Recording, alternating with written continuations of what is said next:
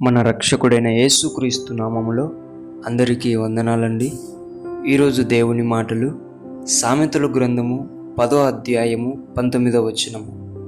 విస్తారమైన మాటలలో దోషముండక మానదు, తన పెదవులను మూసుకొనువాడు బుద్ధిమంతుడు.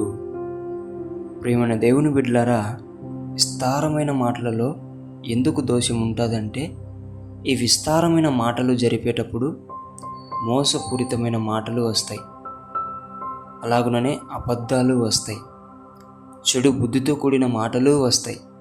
వీటి ద్వారా మనకు దోషం ఏర్పడుతుంది. అప్పుడు మనం ప్రమాదంలో పడతాం.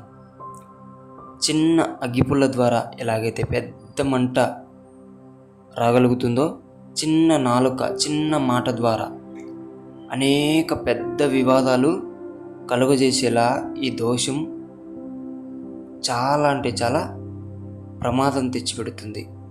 అందుకే దేవుని బిడ్డలారా, దేవుని బిడ్డలమైన మనము అలాగున ఉన్నక తక్కువ మాట్లాడుతూ బుద్ధిమంతులుగా పిలువబడాలన్నదే దేవుని ప్రణాళిక, ఆయన ఆశ.